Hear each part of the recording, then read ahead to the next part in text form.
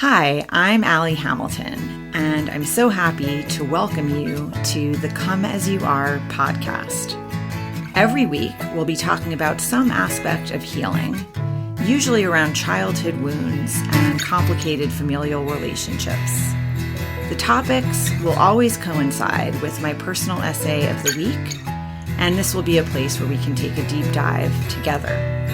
I'm so thrilled you've joined me and delighted for you to always come as you are. Hi there. Welcome to our talk.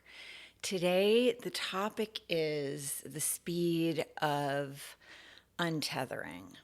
And I was writing about this idea that I have that there are basically kind of two ways to ride this ride. And by this ride, I'm talking about this experience of being a human being on a spinning planet in one solar system in a vast universe where you don't get to know how long you have here or how long anyone else has here, even the people you love most in the world, and just the vulnerability that is inherent in all of that, the fragility. And I think some people really try to push that awareness away. Really don't want to think about the parameters. Many people, and in our culture, we don't talk about death and dying very much. Impermanence is just not a thing that we incorporate into sort of like our daily life. And so for many people, I think the response is fear, this really uncomfortable.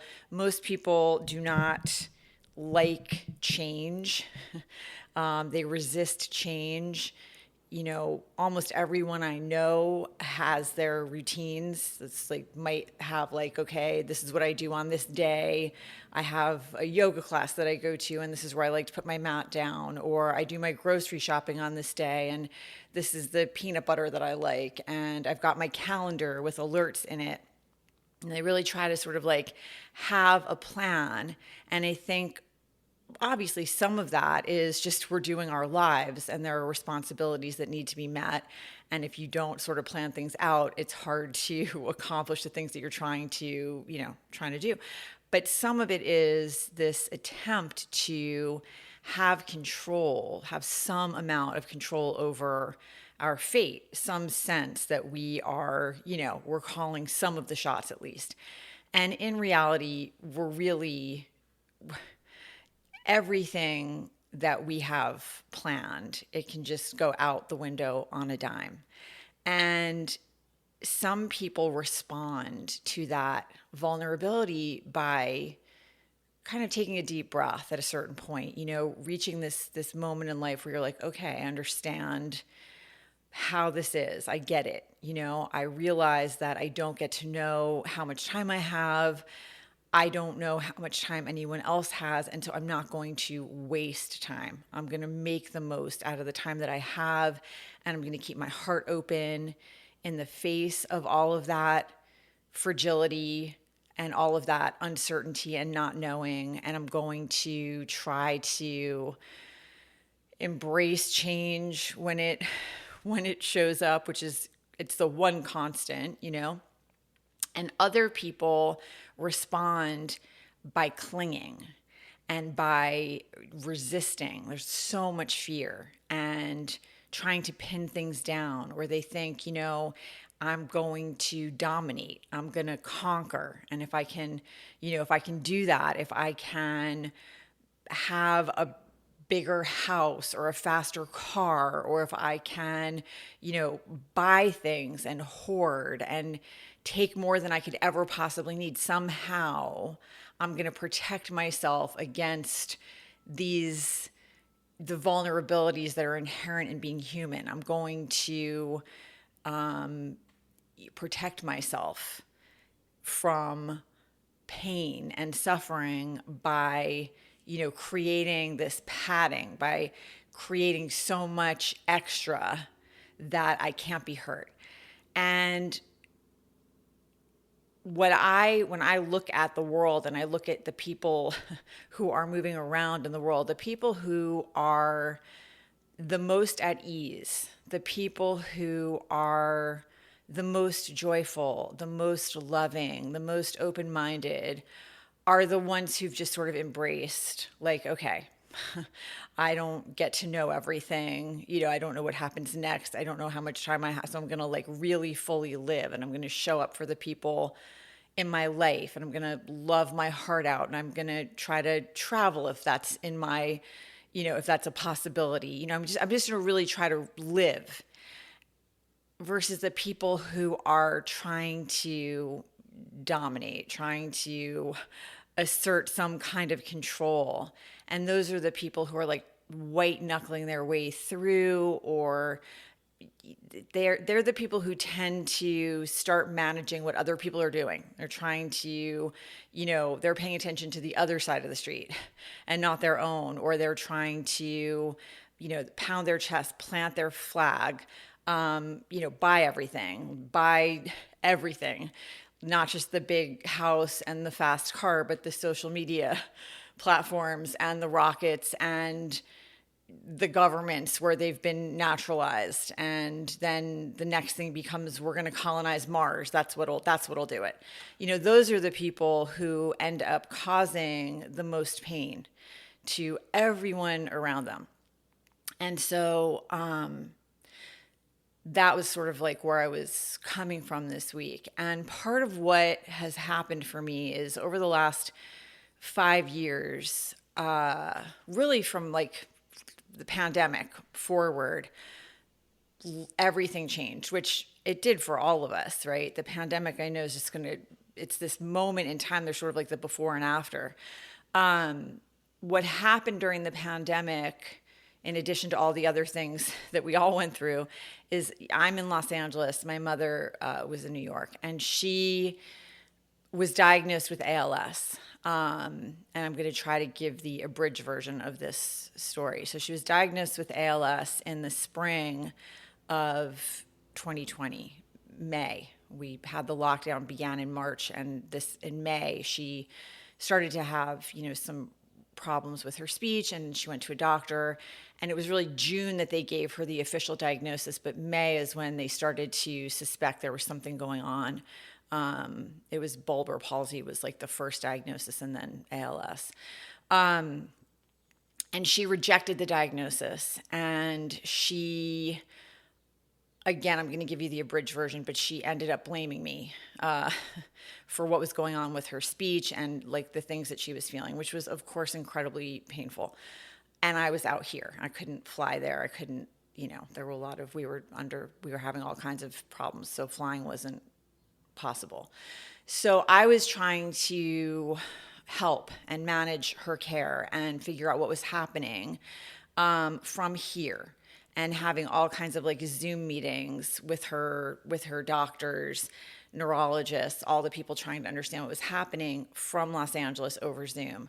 And this went on for the better part of a year. It was incredibly painful, heartbreaking for so many reasons. Of course, being blamed for something like this is just horrific. I loved my mother, and more than I can adequately put into words my whole life, but we struggled. I've written about it a lot. I've talked about it a lot. She had alcoholism and would never admit that there was an issue. And there's still a lot of, I think she had a lot of rage, and I took the brunt of it, unfortunately. And so we had a tough time.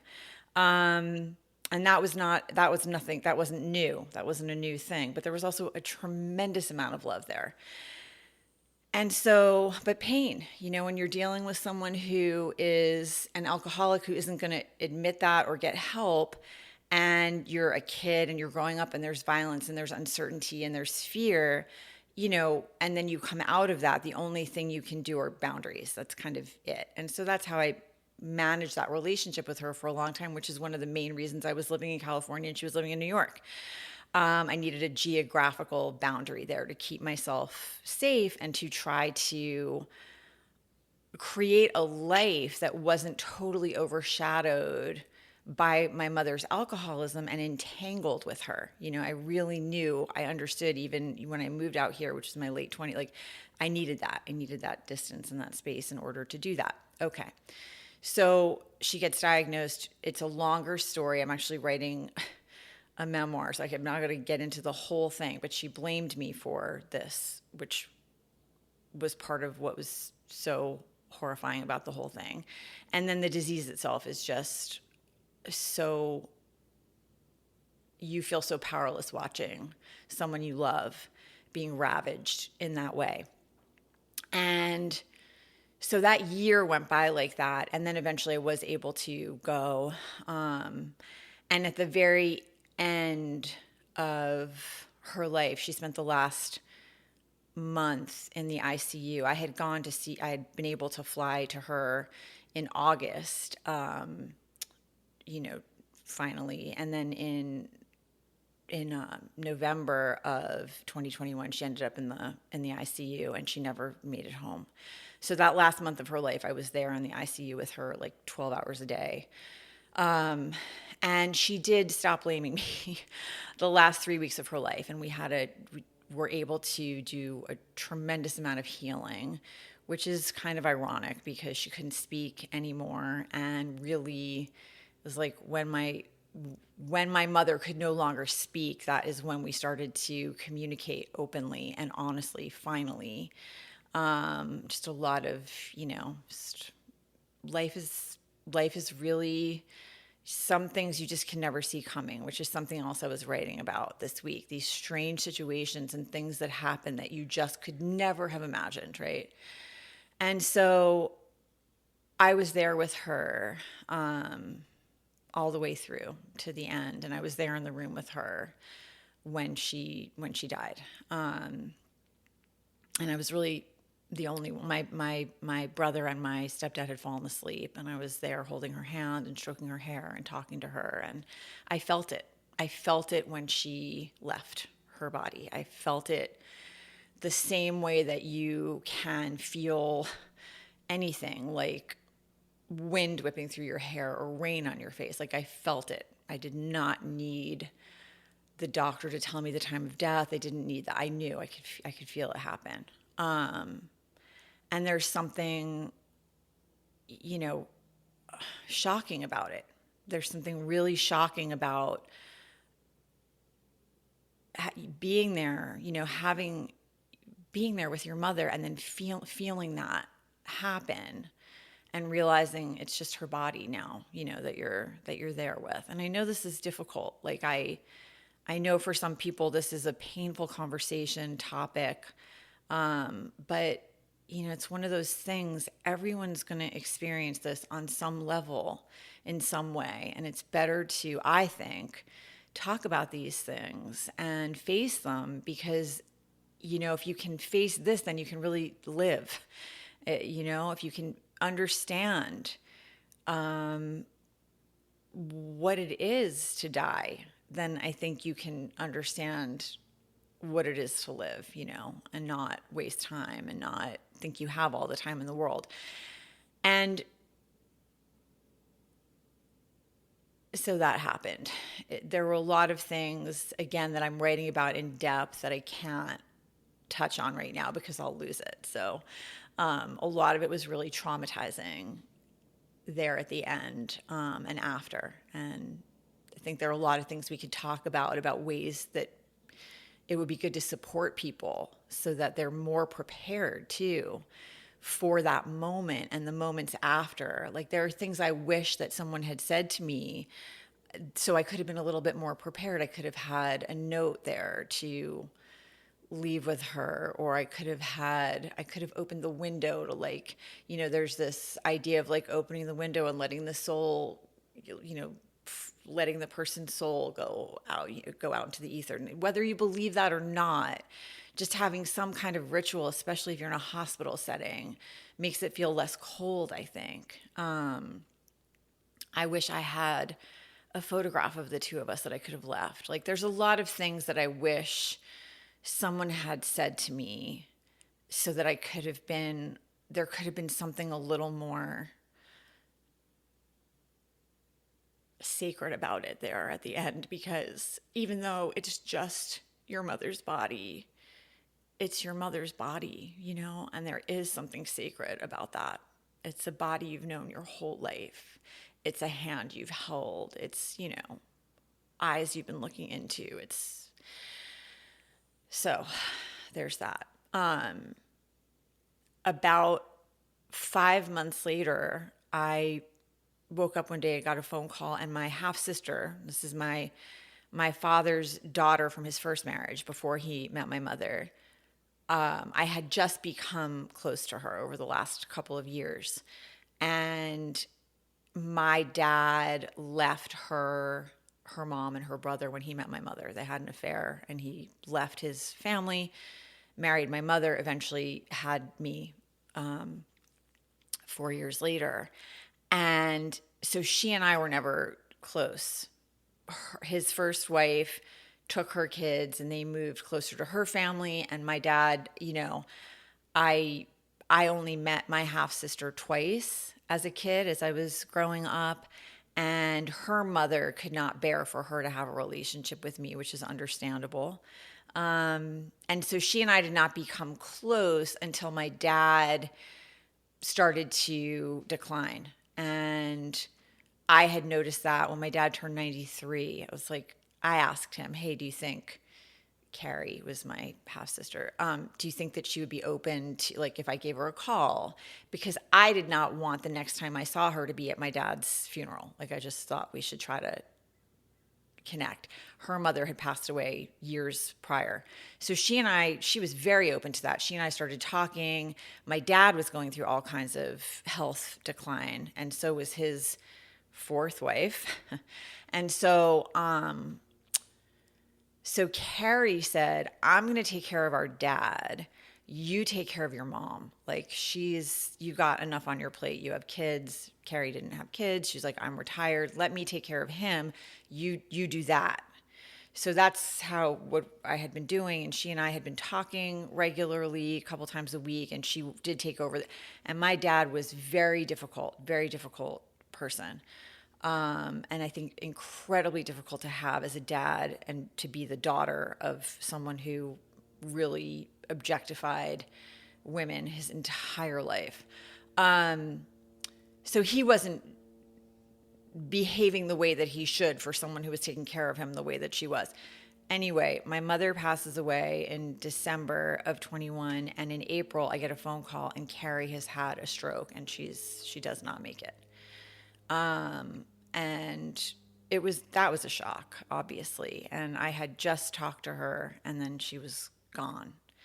And so there was the loss of this whole person that I had really been just so grateful to be talking to regularly, because she and I connected in a way that I really couldn't. No one else is my father's daughter except the two of us, right? So we had this whole language that I had never had with anyone else. And then that was gone. And then on top of that, there wasn't going to be anyone else to take care of him but me. So I moved him across the country, which is not an easy thing to do. And I was grappling with a lot of feelings about that, because he was not a good dad. I think he was a good uncle and a good friend, and very interesting person, very creative, very open-minded, no doubt started sculpting when he was 70 and was really great at it. So a very, if this wasn't your dad, I think you could, very charismatic, but as a dad, no. As a boyfriend, as a husband, no. Very just totally self-absorbed, no sense of like how his actions were impacting the people around him, victimized himself, like just, it was just classic narcissistic personality disorder. So I moved him out here, and I took over his care for the last year of his life, which was difficult. He would yell at me. It was just like, it was, yeah. And then he passed away in July of 2023. And my firstborn went to college in September of 24, which, that's a different kind of loss, obviously. With my dad, when he passed away, I was not in the room with him. It happened in the middle of the night. The hospice care person was there with him. But I went in the morning. I went as soon as it was not a great situation. They were trying to reach me. I had the phone next to my bed, but it was on vibrate and I didn't hear it. And so the police come. If the assisted living facility can't reach you, then they send the police. So the police woke me up, and that's how I found out my dad had passed away. And I went immediately, and it was just his body there in the bed by the time I got there. But I had been visiting him. I had seen him the day before, and he just had his 96th birthday. I brought him a balloon and some rice pudding, which he never woke up to eat. But I had obviously been there and seen him and all of that. And a few days before he passed, he had a really good day. We called a couple of his old friends. So I wasn't unprepared, but there's just something really, there's just something really intense about that, about being in a room, with your parents' body that way. And with my dad, I think I was a little bit more prepared because of what had happened with my mother. I took his wedding ring off. I had a note that I left with his body. I told him I loved him. I cried, but I don't miss him. And I sometimes feel very sad about that. It's not comfortable. And I don't think we talk about that a lot. I miss my mother every second of the day, it's like right underneath the surface. If I start talking about my mom, I could just like start crying instantly. And I don't feel that way about my dad. I don't miss him. And that's a strange feeling or lack of feeling. It's like one of those things where you feel like you're supposed to feel that, and if you don't, like, it's like, is there something like, but you reap what you sow in life. And that's kind of the point of what I was writing. These things matter, the way you're living your life and the way you are treating people. That's the stuff that matters. The rest of it really doesn't matter. You can have the biggest house, you can have 50 cars, you can have, a bank account, like whatever. You can do all those things. But when you go, you're taking none of that. You're going to be in a bed and then you're going to be not. You're going to be gone. And like that. It's so fast. And I think we tend to not grasp that until we've experienced it. We think that things are a lot more solid than they are. We're a lot more solid than we are, that our feet are planted more firmly here than they are. And, my dog of 12 years, we lost him at the end of October. And that really did me in. He's like my best friend and just, followed me all around the house all the time. And I just, it's just,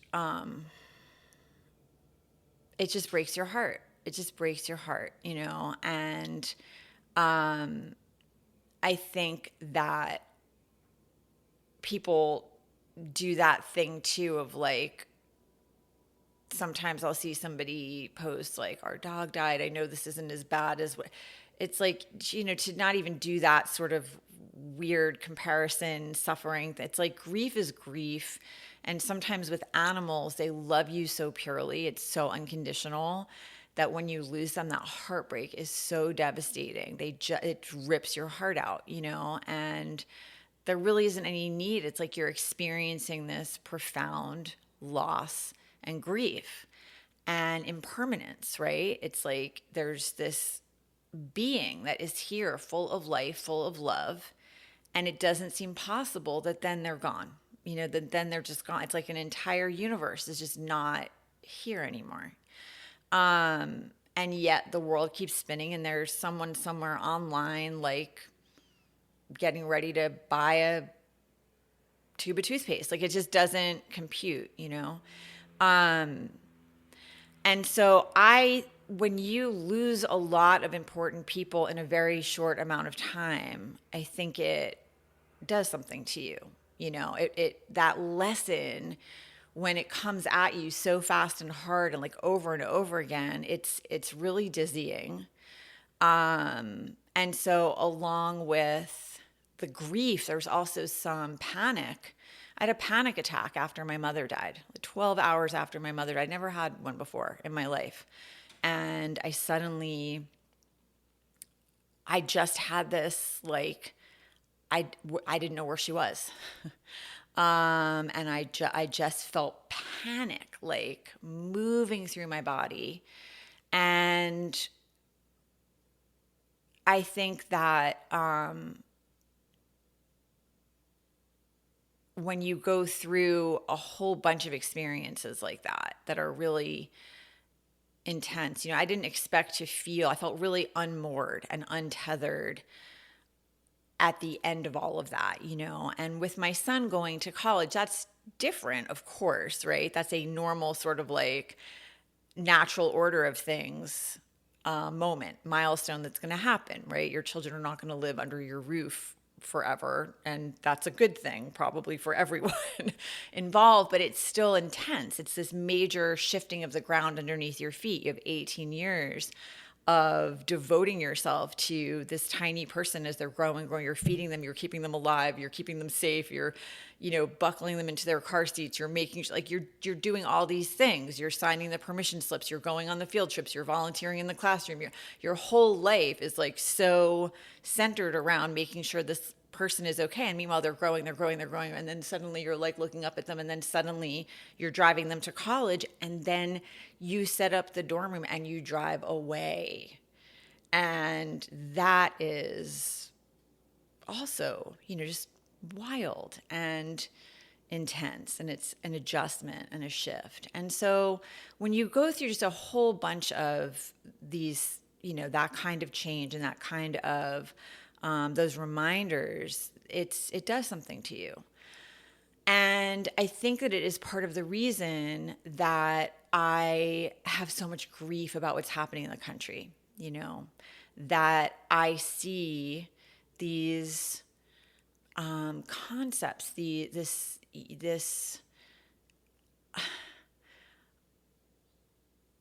democracy, right? These ideals that we have always held close to our hearts in this country, even if we were never being who we said we were, right? Like, even in, the Declaration of Independence, and even all these, like, even though we had a long way to go to get to a place where, all men are created equal, because that was all white men, all property owning white men. That's who they were talking about then. Even though we still had so far to go to really cover everyone with that sort of, with those ideals, I had hope that we could get there. I had hope that we were on a trajectory that we could keep working together and get there eventually. And to watch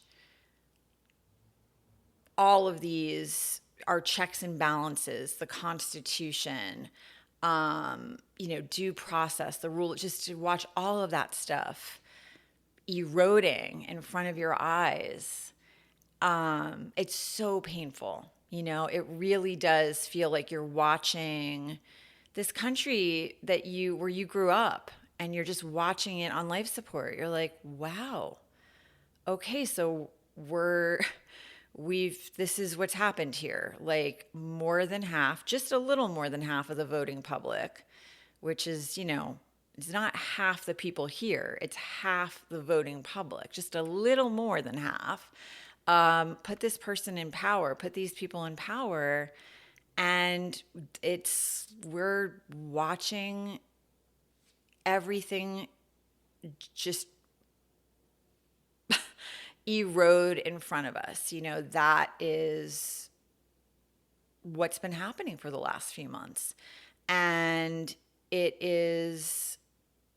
I was writing recently about the shock. I think there is a certain amount of shock where people are, hoping, like, okay, let's hope the courts are gonna fight back, like the federal courts, the judges, like people are gonna fight because they care about the Constitution, they care about democracy, they care about the rule of law. They understand that if you erode due process for some people, you're going to erode it for all people. Like, let's hope people are getting this and that they care about democracy. Even whatever their party lines might be, they ultimately are going to be loyal to the country and loyal to democracy. And unfortunately, no, that's not the case.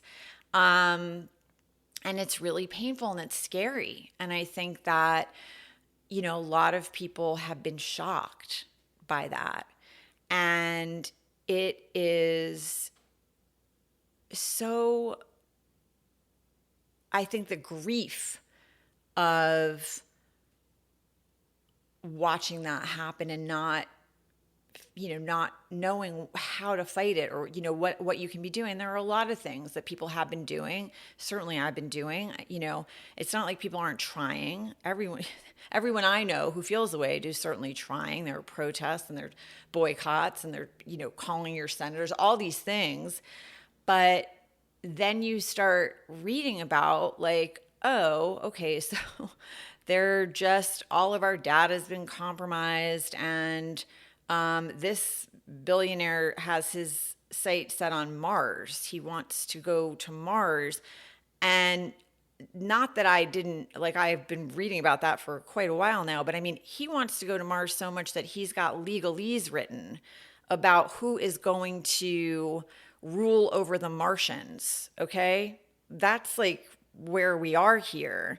And when I realized that this week, I realized like we're all here, people who feel like I do, worrying about the country.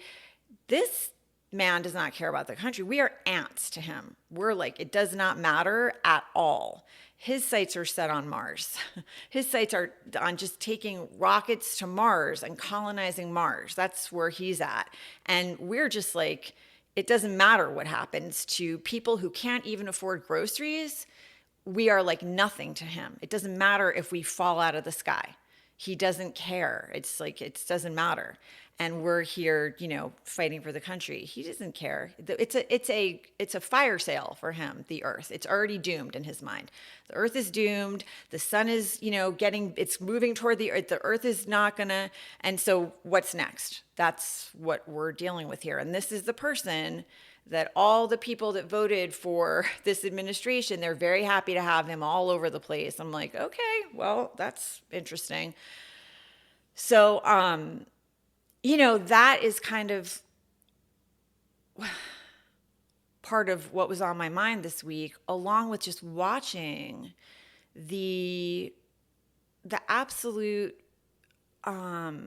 different just levels of destruction that are resulting. Now, I'm not without hope, and I'm going to, I want to say to you, like, I'm going to get that. I'm not going to leave you in this bleak, hopeless state, because I'm not without hope. But I always try to share with you kind of like what inspired the essay or what's on my mind. And part of what happened this week is I'm going to New York in a couple of weeks. I have a situation going on with someone close to me, and there's a person wreaking havoc in my world with someone close to me who has been preying on someone in my life. And it's this kind of person who's like, what's in it? How can I look at this situation and get something out of it? How can I take advantage of someone, and take what I want out of this equation?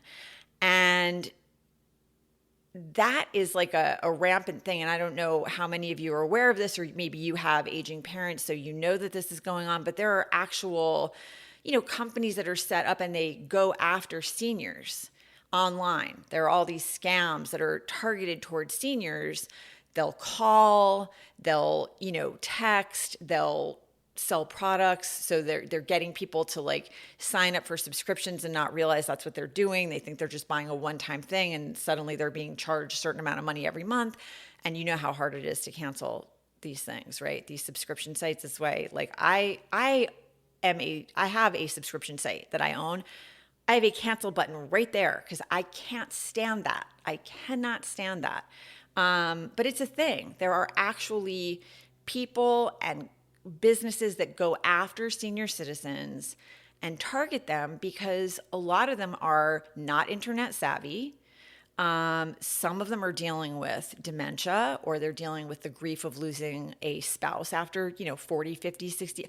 Like, they go after the most vulnerable people in our society, some of the most vulnerable people, and they steal from them. I mean, that's what they're doing. And I have a person like this in my circle. And it's worse. It's one of those kind of very targeted in person. Let me try to take as much as I can.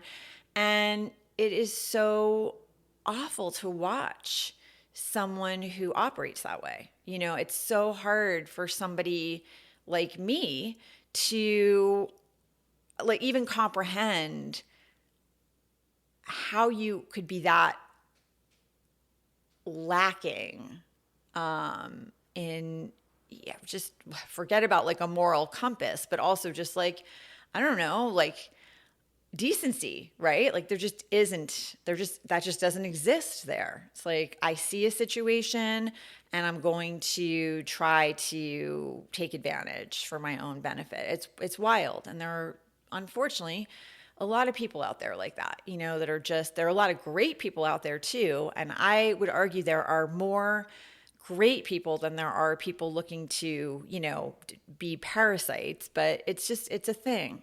So I've been dealing with that. And it kind of escalated about a week ago, and I found myself trying to figure out, okay, I've been trying to handle this, like a compassionate person, and I've been trying to handle it in a way that doesn't escalate and just protects the person I care about, whatever.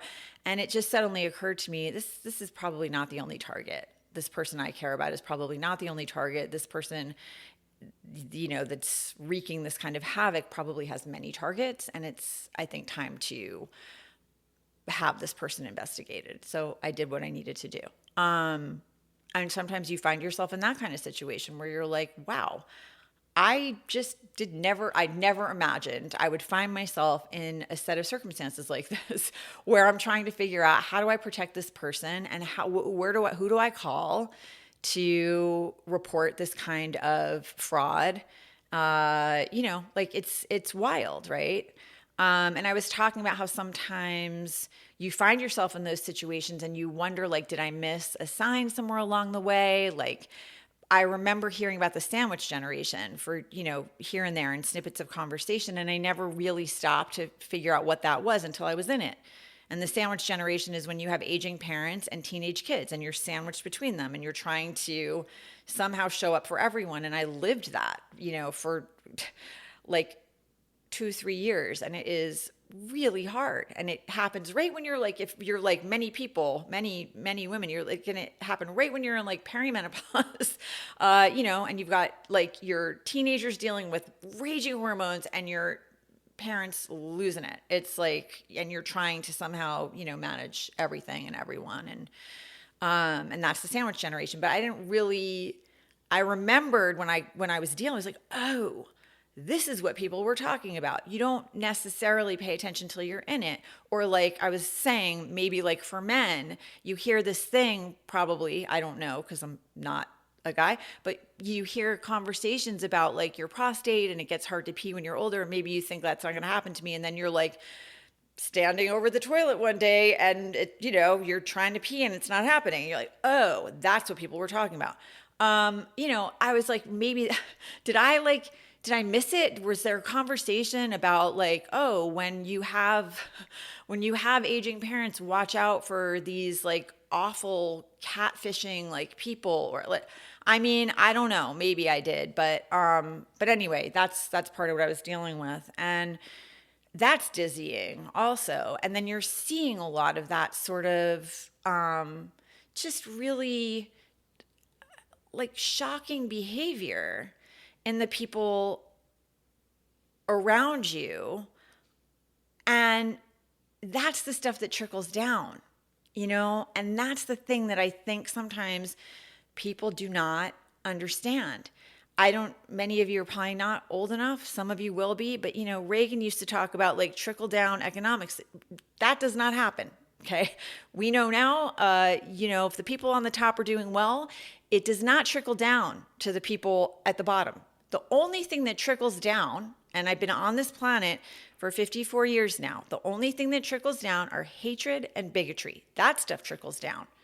So, that is why, for me, if a man is saying, I grab him by the pussy, I'm like, oh, yeah, no, definitely we're not doing that. Like, that's not a person that should be leading anything, anywhere. Like, that's obvious. And I knew that anyway because I grew up in New York and no one was confused about who this person was.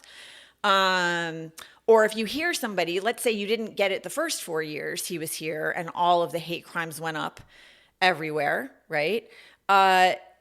Certainly if you're hearing him saying things like legal Haitian immigrants in Springfield are eating the cats and eating the dogs, surely you should say to yourself, no, that's a hard no. We're not going to do that. We're not voting for this person again, let alone like all the things they were saying about women and girls. I mean, it was bad. It wasn't a little bit bad. It was horribly, horrifyingly awful, disrespectful in a shocking way where I truly cannot understand as a woman how any woman voted for these people. I can't. But free will, but this is why it matters. And so this week, and I don't know, I'm sure most people have heard about it by now, but you have people like this Shiloh Hendricks, and I hate to even say her name, but it's important that you understand the repercussions of having people like this in the highest offices of the land. Okay, this is what you get when you vote for people who say they're eating the cats, they're eating the dogs. This is what you get, and it's about to get even worse. You get a white woman in Minnesota at the playground, blonde woman with her blonde 18-month-old baby, and apparently there is a 5-year-old little black boy who is on the autism spectrum who went, I don't know exactly what he did. He went into her child's diaper bag. And this woman, which by the way, for those of you who like never spent time at a playground with kids, this is not a thing. It's not a problem. Kids do this all the time, especially 5-year-old kids. You are sitting down, you've got your bag, you've got snacks, you've got toys, your diaper bag it's got water bottles and every other thing in there. And other kids come and pull stuff out all the time. This is nothing. This is a common thing that when you go to the playground is going to happen. This woman chases this little black 5-year-old child around the park, calling him the N-word. And a man there sees what is happening and starts filming her. And he says, "What are you doing? Are you calling that little boy the N-word right now?" And she says, he was taking my kid's diaper bag. She's got her 18-month-old on her hip. And he said, he's a kid. He's 5 years old. And she's like, "I don't care. I'm calling him what he is. If he's going to act like that, I'm calling him what he is. And she said it again. And then she said it to the person filming, who was not white. And then he said, I'm going to post this online. This is like outrageous, I don't care. She's giving him the finger. She's just absolute despicable human being. And by the way, other children at the playground hearing this, and apparently she told the guy filming she was going after the kid because she wanted to physically, teach him this is not what you do. I don't know what she's talking about. Spank. I don't know what she was talking about, but that's why she was going after him. Because calling him the N-word was not horrifying enough. So the man posts these videos online, and as she should, this woman gets backlash, from a whole bunch of people saying, "Are you kidding me? You don't talk to a child. First of all, who uses that word? That is despicable. And secondly, you're going after a 5-year-old, this child. This is a child. He's a little boy. What's wrong with you? That's a mental illness. That's not okay. That's not okay. I shouldn't have to say that. Everyone should just instantly be like, that's not okay. That woman is not okay. That's despicable and disgusting. There just shouldn't even be a conversation about that. She then starts a fundraiser for her family and says she's now the target of all this backlash, and she has to move her family. She has to protect her family. She has raised over $700,000, and it's all from white supremacists who are supporting her. And I got to tell you, I linked all of this in my essay.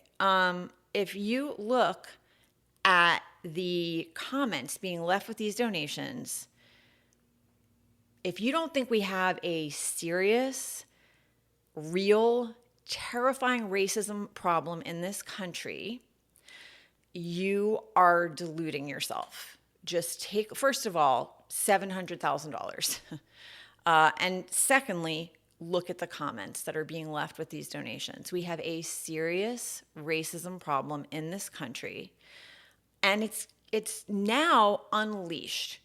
And that is what happens when you put these smug, cruel people in power, and they do things and say things, and no one stops them, and they normalize language and behavior that is not normal. I saw another blonde, blue-eyed woman last night. She's I don't even know. She was on Piers Morgan, who is, I'm not a fan, but she's on there, and she's also using the N-word and saying she uses it all the time. I think her name was Lauren Gaddis. This is what we're going to start seeing now. She's a trad wife. We're going to start seeing people feel emboldened to be disgusting and racist and openly racist and proud of it. That is what you unleashed on this country. If you voted for this, I am done pretending or, keeping it that's what happened. Words matter. Words matter. They matter a lot. And listen, I don't know what to say, but if you're still supporting this,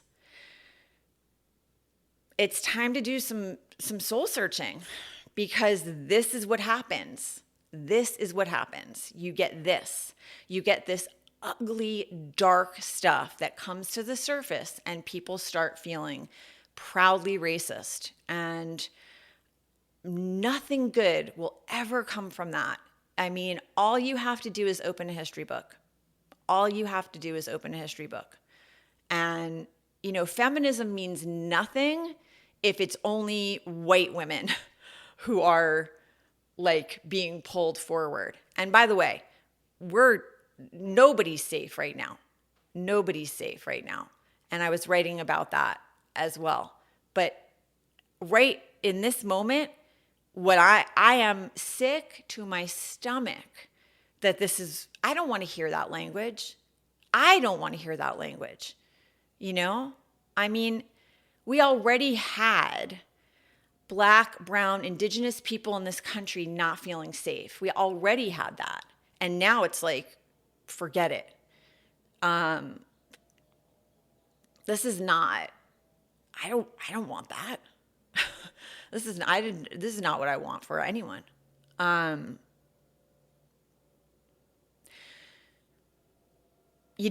posted something a couple of weeks ago about the executive order that went out and this letter that went out to all these school superintendents for K through 12, kindergarten through 12 across the country. And it was basically like you have 10 days to sign this thing that says you will not you're going to succumb to the president's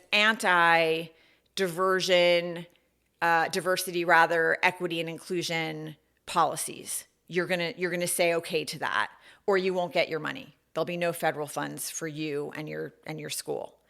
And the school superintendent wrote back. She was like, first of all, and her name is being protected, which is a good thing. She's like, first of all, my school is in one of the most underserved communities, in my state. Almost my entire school is Black children, and you want me to sign something that says I'm not going to teach that slavery, you want me to teach that slavery would it was not so bad because people from Africa got to come here. I'm not doing that. That's I'm not going to do that. I'll just not take the money. If that's what has to happen, I'll find a way to do what I need to do without the federal funds, but this is extortion. And no, I'm not going to sign. And I shared it. And I said, when I shared it, I said, I shared I shared the NPR article about the executive order and this 10 days to sign this thing that went out to the school superintendents. Do you understand that when the government starts telling schools what has to be in the curriculum, that's indoctrination? Okay. You don't want to have your government telling your schools what's in the curriculum. Just please, I know that I think nobody's listening to me anymore if they're not in alignment with where I'm coming from anyway. But if there's anyone even remotely on the fence here, just please, just open a history book, just Google that. You do not want the government telling schools what they can teach and how they're going to teach it, how they're going to teach American history or whatever country it is, how history is going to be taught. That is some terrifying stuff right there. Anyway, I shared it and I said, I just want to say that it is a very strange thing. It's really wild to proudly state that you're against diversity. Just to really pause for a second and think about that. I am to be that person who's saying I'm against that. I am against diversity. I don't like diversity. I don't want equity. I don't want all people to have access to clean air and, drinkable water and a good education and solid infrastructure and opportunities for jobs. And I don't want that. I'm not into that. And inclusion, I'm against inclusion. That is really weird and wild to be proud to be against that. And so I said that. I said, honestly, the appropriate feeling as a human being, right? If you're having those feelings, I'm against that. I don't, is to feel some ooh, yikes, what, what's going on? I really need to pause and figure out what has gone wrong with me. That's the appropriate response. And, we always talk about in like the wellness spaces, like shame, like shame is not, listen, don't, shame isn't going to help you, like whatever it is. Fine. Shame is a natural feeling that everyone experiences sometimes when they are not living up to their, best self. And it's a good marker sometimes. So if you experience like shame wash over your body, or this feeling inside you like, ooh, I don't know, this doesn't feel good or right, that can actually be like a good marker to stop and check yourself, right? And really do some self-reflection. Anyway, I posted this, and people started saying like, not everyone. Somebody posted something incredibly racist. I blocked them instantly. And I said, if you post anything racist, I'm going to block you. And then somebody responded to that and said, oh, if we disagree with you, you're going to block us. And I said, no, if you post anything racist, I'm going to block you. And then somebody else said, like, wow, like, it's really like weird to be like telling people to feel ashamed of themselves, like that's not my understanding of yoga. I think you need to be holding space for everyone with love, and I'm like, okay, so let me help you, because if you want to talk about yoga, certainly I've been practicing for 34 years. We can do that. There's something called the yama and niyama. And you're not even supposed to start moving your body.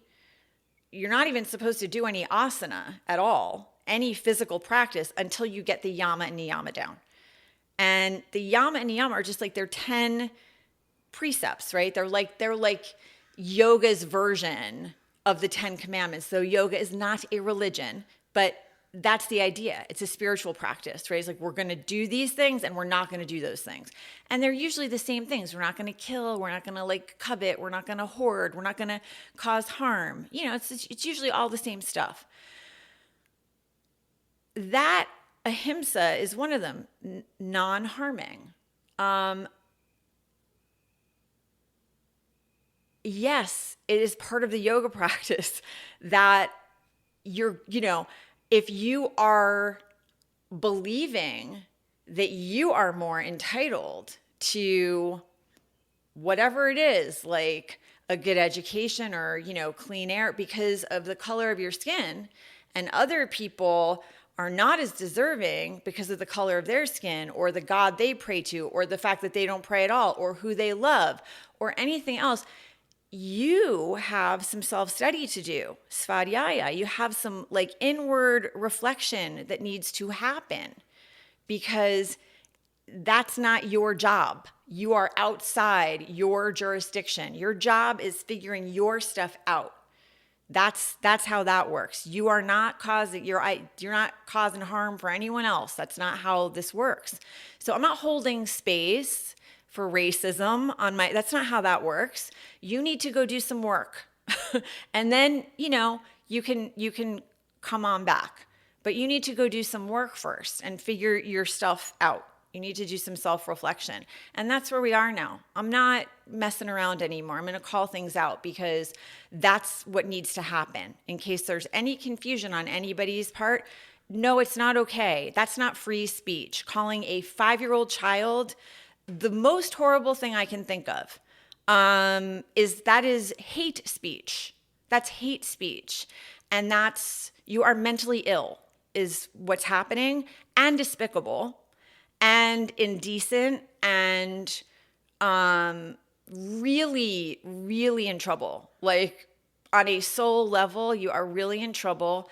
And, you should not I feel so worried for this woman's kids, Shiloh Hendricks. If this is what she thinks is acceptable to do, to go after a 5-year-old and call him names like that and chase him down because she's gonna, I don't even know what. Yeah, that's not normal. And that's not a person who knows how to regulate their nervous system and make good choices. So we're in a lot of trouble here. And this was my concern. You don't put these people in power. This isn't what you do. But we did. Some of us did. I didn't. But a lot of us tried not to do this. But, here we are. It doesn't really matter anymore because here we are. And so, the grief, I think, and that is what it feels like for me, is that it feels like the country has a disease. The disease has a name and many, many faces. And it's just running through like the veins, the arteries. It's attacking all the essential organs, the Constitution, the checks and balances, the rule of law. The guy sitting behind the Resolute desk cannot even tell you what the Declaration of Independence is about. He hates immigrants, except for the ones he marries. This is not good. And there are so many things. The SAVE Act, by the way, like in case I know there's so much going on and people are just like burnt out a little bit. But the SAVE Act is this thing where they're pretending it is an issue where illegal immigrants are trying to vote. That is so not an issue. The instances of that happening are it's like 0.000, like, so tiny and always caught. Like it's never been an issue. It is not a problem. And they are just pretending that it is to squash women voting. That is what's going on here. And particularly poor women voting, which is going to largely impact women of color in this country and women who are, not able to take a day off of work, go and get themselves a passport. So what's happening, in case you've missed this, is they're saying in order to renew your registration to vote now, as a woman, well, as anyone, but as the reason it's going to impact women, you can't just go with your driver's license anymore. Now you need to go with your birth certificate and your driver's license. And if the name on your birth certificate and your driver's license, if the last names don't match, that's not going to work for you. Then you're going to need a passport. Well, who is that going to impact? Just ask yourself this question for a minute. Your birth certificate doesn't match the name on your driver's license. Why would that happen? Because you got married and you took your husband's last name. Women. That's why. Why is it that women are the ones who change their last names?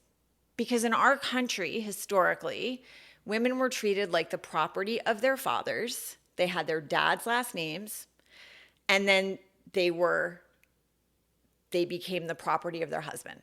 And they took their husband's last names. And part of it has to do with paternity, right? It's just business. It's like, I am going to get property here. I've got like heirs. How do I know that these are my children?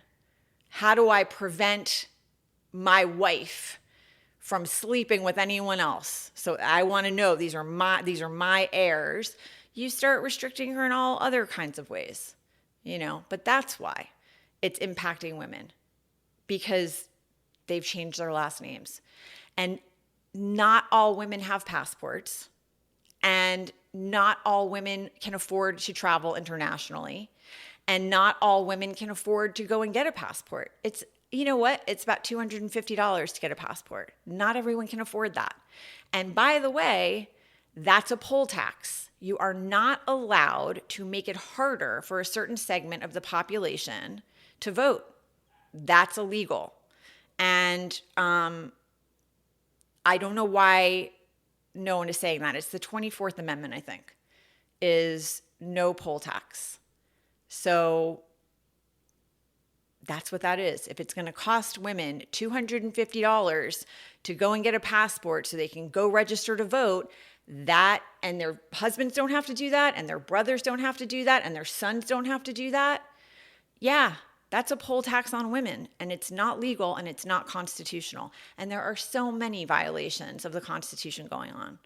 You're not supposed to be able to hold office if you've taken an oath to uphold the Constitution and then engaged in activities that are, like insurrectionist activities, or you have offered aid or comfort to enemies of the state like dictators, yeah, no, that's grounds for removing people from office, but you would need 2/3 in both houses, and we're not going to get that. So there's a lot of stuff going on here that people don't, either they don't want to look at, or I don't even know anymore. But ultimately for me, that's what's so heartbreaking about all of this, is that it's the loss and it's how fast it happens, right? It's like you're with someone and then they're gone. Your country is operating one way and then it's gone. And people just don't realize how fast these things happen, how quickly it happens. And I promised you I was going to leave you with some hope, and here is where I find the hope. I think there are a significant number of people. One of the things I was just going to touch on before I wrap this up is that I was talking about this person in my life that I'm trying to protect from this kind of parasitic individual, right? And people who go after seniors, and like Medicaid and SNAP benefits are on the line right now. So it would be a good time to call your senator if you care about that. There are so many vulnerable seniors who rely on Medicaid and SNAP benefits to eat and to have any kind of health care. And right now, the budget, the Republican budget, there are major cuts to Medicaid and SNAP. And if you're worried about any of that, if you're worried about the vulnerable people in our society, like, this would be a really good day to start making phone calls if you haven't already. And if you have, like, to keep going. But it's really hard for me to understand. Like, I don't know. Do you not know older people living by themselves who don't have anybody to advocate for them? Like, in my situation, I'm spending so much of my time making sure this person's okay. There are so many people who don't have anyone to do that for them, and who are only able to afford groceries because they're getting a tiny little bit of help. I don't know.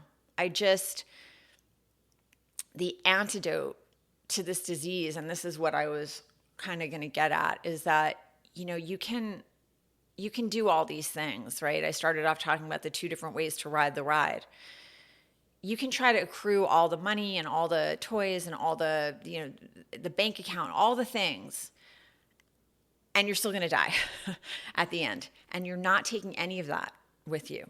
Even if you get to Mars and you colonize it, you're not taking any of that with you. You're going. And none of that stuff is going with you. And the only thing that you're leaving behind are the memories of the people who loved you. That's what you're leaving behind, And if their memories are of someone who was self-obsessed, they're probably not going to miss you. They're probably not going to have great memories. And I don't know. The gold in life, really, while you're here, is connection. It's, it's like those relationships in your life, those people that you can really talk to, and you don't have to like hold anything back because you know that you're safe. You can tell them anything, and you know that it's okay, and they know you, and they see you, and they love you. Those people who give you the benefit of the doubt because they've years of history and they know your heart, those people that you laugh with until you're crying. Art, poetry, music, like, these are the things, stories that have always sustained us from the beginning of time. We used to write stories on, the walls of the caves. It's like we're wired for that stuff. And we cherish those people. who create art, create poetry, write beautiful books. Like we celebrate those people, we cherish them. The people who destroy and are malignant and, do horrible things, they go down in history too, but they don't go down in a good way. It's like, if you want to, I don't know, if you want to like get the most out of this experience while you're here, and it is so fast. It's so fast. Being unkind to the people around you is such a terrible choice.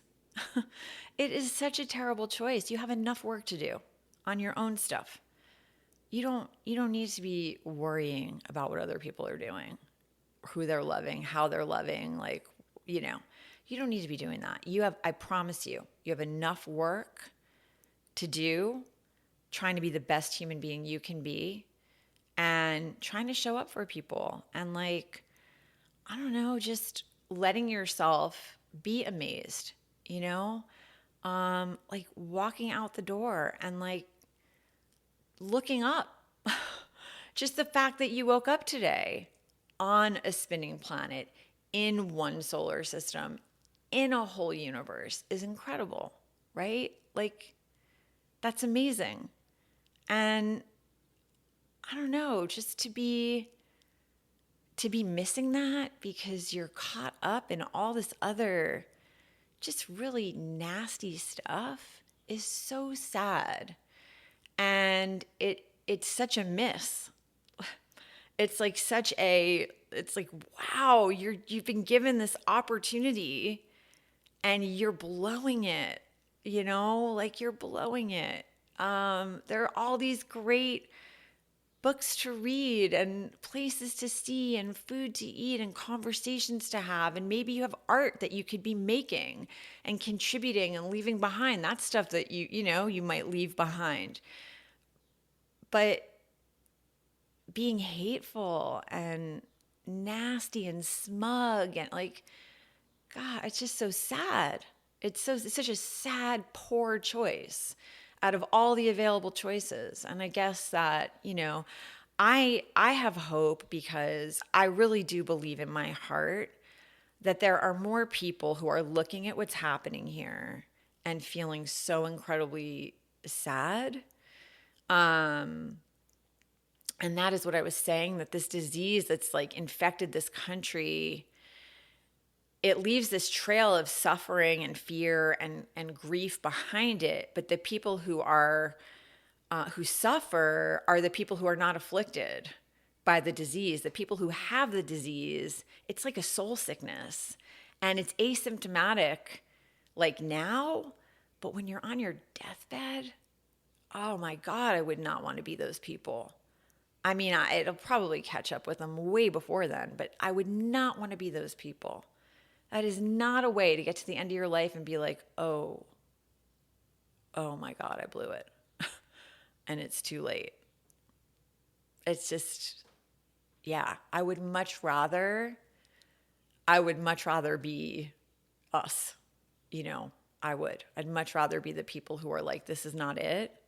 This is not the vision I have. This is not the world that I want for myself or my children. I was talking about there's no such thing as other people's children. I wrote that a few times in the essay because I was thinking about that kid at the playground. It's like, if you see something like that happening, that's not someone else's child. Every child you see belongs to all of us. My children came through me. They don't belong to me. They belong to the world. It's with anyone's children.